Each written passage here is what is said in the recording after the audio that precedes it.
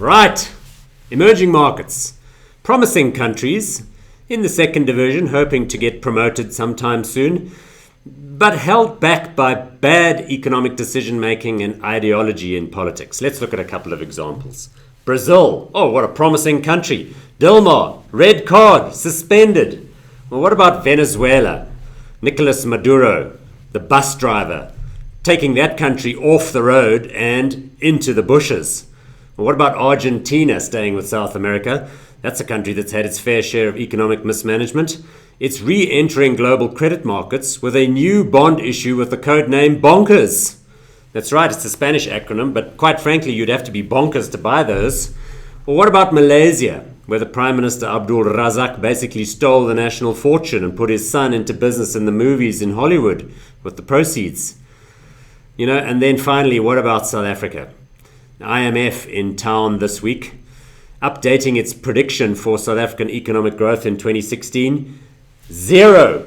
Luto, nix, fokol. That's the outlook. No economic growth whatsoever.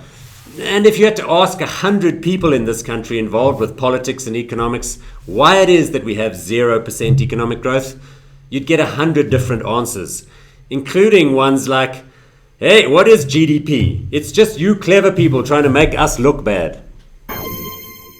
Okay, to be fair, it's not just developing countries that have problems with their politics. The GOP convention wound up in Cleveland, and the story of the week was Melania Trump's speech, which she stole from Michelle Obama, of all people.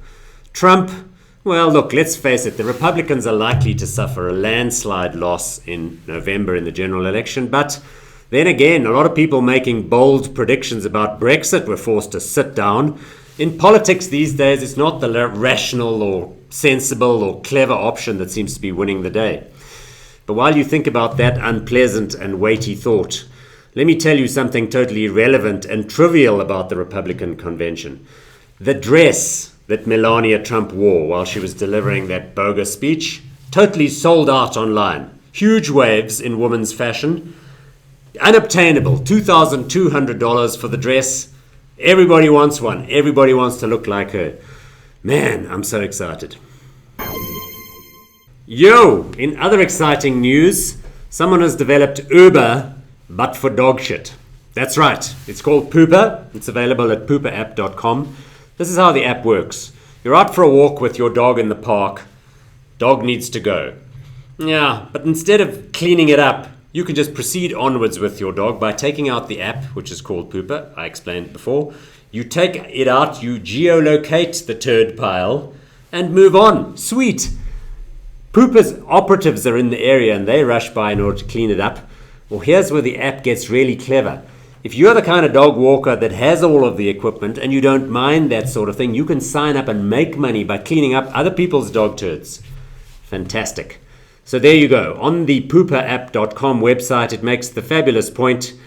This app sets you free to focus on what's really important, your relationship with your dog.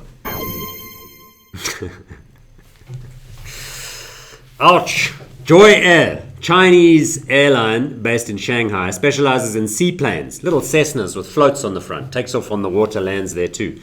From Shanghai to the Zhuoshuan Islands, it flies across the Huangzhou Bay, all's good. They load up the maiden flight with journalists, local politicians, business executives, manage to get up off the water and then veers dangerously to the left and crashes head-on into the Shanghai Expressway, the 30-kilometer bridge that goes across the harbor. Airline suspended. Oh man, this is not going to be good for business.